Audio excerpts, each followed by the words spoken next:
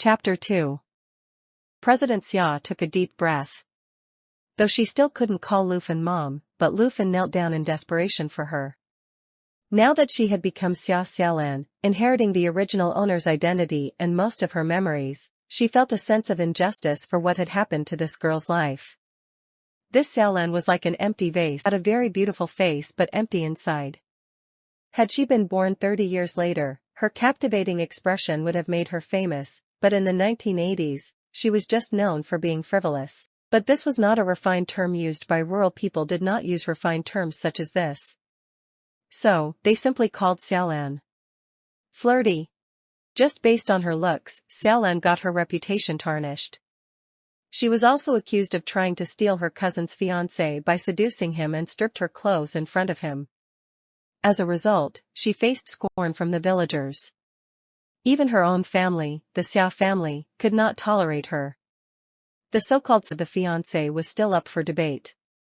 But seducing her future brother-in-law by stripping really didn't happen. Despite her claims, no one believed her side of the story. Some even insisted that Xiaolan not only seduced her brother-in-law but also rolled around naked in a haystack with a bum from the neighboring village. The gossip spread beyond the village and even to distant parts of the country. Xia Xiaolan was unable to defend herself, while her own family intensified the scandal. In the end, Xiaolan chose to end her life by banging her head against a pillar.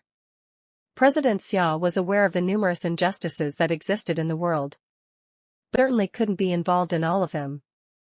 Now, however, as this Xia Xiaolan, she refused to take the blame. The Xia family members looked fierce, as if they were trying to drive her into despair. The woman kneeling before her, Lu Fan, was the biological mother of this body and seemed to be the only one who really cared for this girl. President Xia could no longer tolerate the situation. "Mom, please get up," she pulled Lu Fan off the ground with all her strength. Fearing for her injuries, Lu Fan did not put up a struggle. She found that calling out "Mom" was easier than she had anticipated. Two things that President Xia found herself envious of in this girl were her remarkable beauty and the profound love her biological mother had for her. Having lost her own parents at a young age, President Xia had never known such a strong sense of family affection. She was a formidable figure known as President Xia, but now she was also Xia Xiaolan, who lived in the 1980s and tragically ended her life because of the rumors. There was no other choice but for them to merge as one. "Xiaolan, listen to Mom and apologize to your grandmother." Lu Fan's expression was one of deep sadness. Throughout her life, she had endured mistreatment from her mother-in-law, sisters-in-law, husband, and daughter, often choosing to be compliant and accommodating. Sadly, her approach didn't resonate with the Xia family. The more she endured, the more they took advantage of her. This girl was not blameless in this situation either. Old Lady Xia shouted, "I don't have a granddaughter who is a slut, you shameless little bitch. You even want to steal Ziyi's boyfriend." Xiaolan felt a throbbing in her temples. As her position rose higher and higher, she hadn't fought against low-ranking shrews for quite some time. Nevertheless, her talent for dismantling attractive female sales representatives and confronting suppliers with outstanding debts remained intact. "Grandma!" she shouted with all her strength, momentarily managing to overpower Old Lady Xia. "You may not acknowledge me as your granddaughter, but I must still call you Grandma. I am deeply thankful for this family. You keep calling me a slut and a bitch. Are you trying to expose our family's shame to the whole village? I may have a tarnished reputation, but the girls in this family still need to marry into respectable families. Wouldn't it be embarrassing to be sister to someone labeled as a slut?" Xiaolan found it difficult to understand this situation. Even if there is bias, shouldn't the family devise a more constructive approach? Why would one hurt the enemy while inflicting heavy damage on oneself? It seems the family wasn't united in confronting external challenges for to trample her to death. If Xiaolan's reputation in the village was tarnished, how could the unmarried daughters of the Xia family maintain their dignity? Old Lady Xia was momentarily at a loss for words, while Xiaolan's third aunt wore a stern expression. Among the three older girls in the family, Xia Zi, at 20, had not only enrolled in college but also found a fiancé. Xia Xiaolan, at 18, was labeled a slut who was unlikely to marry. The oldest daughter of the third aunt was already 17 and would soon be seeking a husband. The third aunt harbored such disdain for Xiaolan that she clenched her teeth and muttered in a low voice, "You still have the audacity to claim that our Hongxiao was hindered by you. You might as well just die." Cousin Xia Hongxiao's face was filled with resentment, eager to seek revenge with her mother's support. Lu Fen, visibly upset, had a flushed face when she exclaimed, "Sis, Xiaolan has just woken up." Despite her slender frame, Lu Fen tried to protect her daughter and joined the dispute, but her timid nature made it difficult to express herself.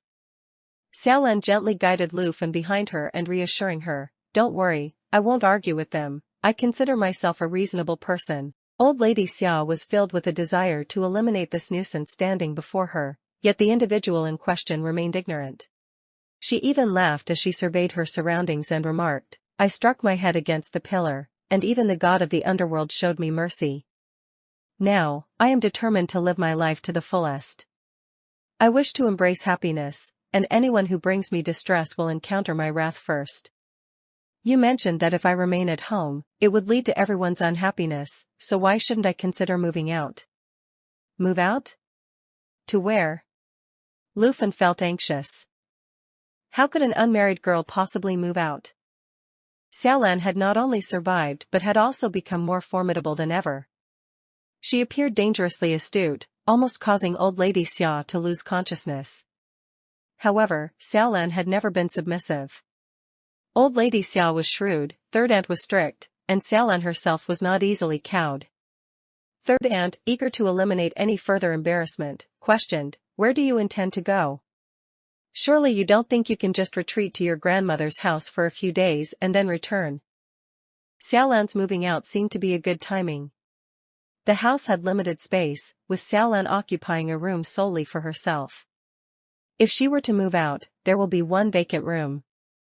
Third aunt surveyed the shabby but tidy room and contemplated allowing her daughter to move into this room, as the girl had matured and it was appropriate for her to have her own space.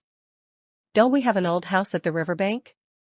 It's situated on the outskirts of the village, I could stay there so I won't be an eyesore for everyone," Xiaolan suggested.